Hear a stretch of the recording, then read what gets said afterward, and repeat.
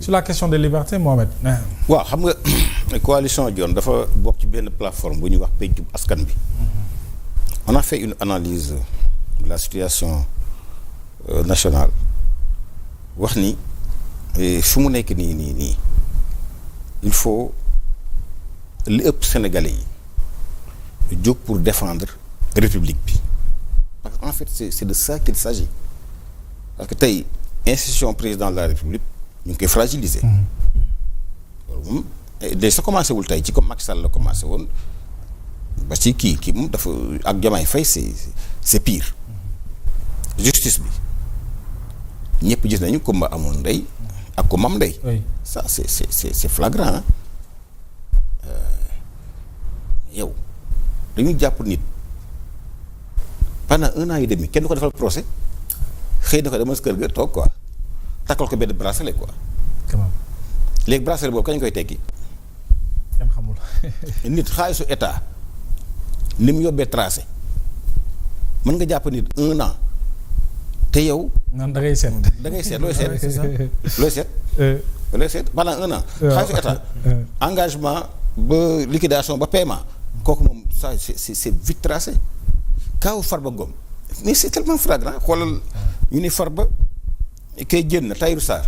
te ñoo bokk dossier. ñoo bokk dossier bi après ñu daw wuti ñaari téléphone jox ko ne non ñaari téléphone yi sax moo tax léegi toog ci kaso bi. mii ba ngay gis ndeysaan Maodo Malick Mbaye ndeysaan.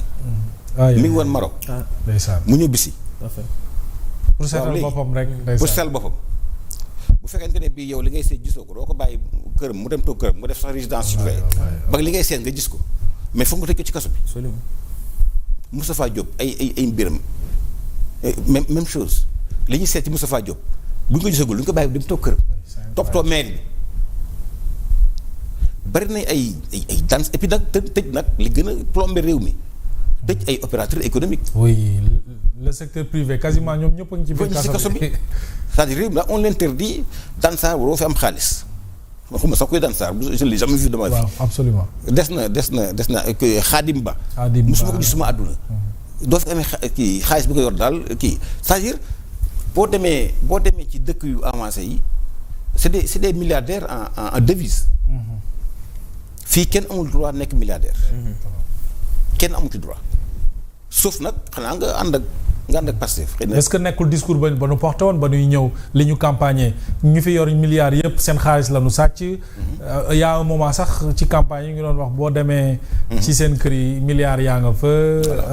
ci autant de l'opposition mais ça aussi c'était un discours bi ñu porté. waaw mi ngi noonu mais juge aussi moo tax maa ni. man dama proposé woon les procureurs là kenn warul leen nommer dañ leen war a fal. liberté tant que defuñu loolu ñoom du ñu am liberté. mais tant que seen nomination ak seen carrière mu ngi dépendre ci exécutif bi. mais mbir mi day am problème. dañ leen di jàppaloo. oui mais jàpp ay nit. xool ñi fi jàpp yëpp man de musuma ciy dégg ci procès musuma ko dégg. Karim Wade defaloon nañu ko procès lu métti defal nañu ko procès. Lat Diop amul procès. ñëpp ne nga Lat Diop. les Mansour Faye. ñoom ñëpp Mansour Faye gis nga France daal lu xadeel. c'est-à-dire que dafa ñu ngi fawee justice bi. oui te du ci en fait c'est pas les juges assis mais parquet bi aussi jox ko possibilité wu. même suñu leen libéré mu opposé wu par des recours loolu nga war a jindi. oui parquet bi moom dafa am pouvoir yu bari yu ñu ko jox. qu'est-ce qu'il cherche encore c'est-à-dire que fii les gens sont contents quand leur prochain est en prison quoi. ñun daal bala ñoo kontaan ay nit nekk kaso bi ñu nekkee kaso ba léegi lan la avancé ci réew mi. yow gis suñu milliard dellu siwul li gënoon sax mooy fekkante ne bi jàpp nga dem négocier ak ñoom. waay ñu transiger jël milliard joxe mu ñu ëpp a solli nga tëj leen fii ci kaso bi. ñu yoroon ay entreprise yooyu di tëj c'est-à-dire am na loo xamante ne bi mi ngi bëgg te man il faut ñu interpeller vraiment. le président de la République. parce que à la fin de la journée. vous sifflez certainement la fin de la récréation. waaw à la fin de la journée. affaire bi moom la bilan bi moom lañ koy laaj. très bien. moom lañ koy laaj. warul nangu ci magistère am yéen ñi di xew. waru ko nangu ñii si kaso bi na leen génne. magistrat yi continuer di seet la ñuy seet. ba keroog ñu koy gis. kuñ ci gis ñu dellu si la dañuy defal la procès. mais mënuñu nekk fii sama waay di jàpp nit ñi pendant un an et demi ñu tabaski di noor di nawet ci benn kaso parce que simplement waa ji àndul woon ak Ousmane Sonko parce que ak Farba Ngom mii son destin là kii Ousmane Sonko annoncé na ko woon. annoncé na woon bu Lat Diop ak bu ñeen ñoo xam dafa annoncé seen dossier menacé leen ne su ma yeggee ci pouvoir bi te moo tax Ousmane Sonko naa ko yab benn affaire bis bu yeggee ne Diomaye Faye mu ngi fi waaj jëlee na dem yoonam. bu toog Sénégal. parce que ñi ko ëmbal ay fi ci réew mi bare nañu de. te y a des gens pour l'honneur duñ ko baal. moom muy ay mbokkam nañ wax ak moom bis bu yëgee ni Diomaye defar na décret bi na dem yoonam. parce que nag sans la couverture de l'État il va risquer d'avoir des problèmes. parce que am na ñoo xamante ne bii dëgg am na ñu leen naqari li ci des nag mooy demander au président de la République vraiment le premier ministre là li mu ko doon doyee mënu ko bu ko bëggee tamit mënu ko vraiment na ko woo mu jàngante moom Faatiya mu seet ko leneen. ñaanalante réew mi mën a féet mais tubaab yaa ngi ne bailleurs daw nañu tous les bailleurs daw nañu. sur note dégradé nañ ko. waaw léegi baykat yi baykat yaa ngi kaas. sàmmkat yaa ngi kaas.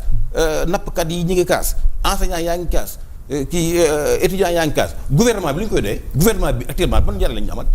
Si un gouvernement ne règle pas des problèmes ce gouvernement là doit être immédiatement dissous ña ca nekk ñu jël leen fa. parce que vraiment lii ma gis nii c'est mécontentement bi di téléchargé wu. wallaahi bu Bassirou Diomaye Faye gaawul. dégager ñii population bi ñoo koy régler. ça va être compliqué très bien alors ñu ñëw ci candidature du président Macky Sall Ali c'est un débat aussi bu nga xam ne posé wu na au Sénégal ñu bëri nag njaaxare wala sax préoccupation yi ñu am mooy pourquoi le Sénégal n'a pas porté sa candidature lu tax ñii les autorités actuelles fësuñu si wala sax jàppalewuñu ko ci lu fës en tout cas xamaguñu lan lañ liggéey ci suuf nanga nga ko jàngatee. xam nga candidature Macky Sall pour nga analyser ko il faut nga indi ñaari élément yoo xam ne déjà c'est au niveau exogène am élément yoo xam ne c'est au niveau endogène au niveau exogène dafa am lu xew ci adduna bi mooy soo xoolee l'Amérique l'Asie l'Europe se regardent en chaîne de faïence mais loolu boo amee il faut une entité neutre une personnalité neutre pour qu'ils se parlent exactement ça c'est de la géopolitique il faut que ñu am loolu pour nit ñi mën a waxtaan. très important mais soo xoolee candidature yi ñi nga xam ne déclaré woon nañ pour le moment. ñi ci ëpp ci Amérique latine bi lañ nekk. Macky Sall moom moo ci nekk au niveau de l'Afrique. donc l'Afrique pour man est l'entité la plus indiquée pour ñu porter loolu. Macky Sall est la personne la plus indiquée pour effectivement yor poste boobu.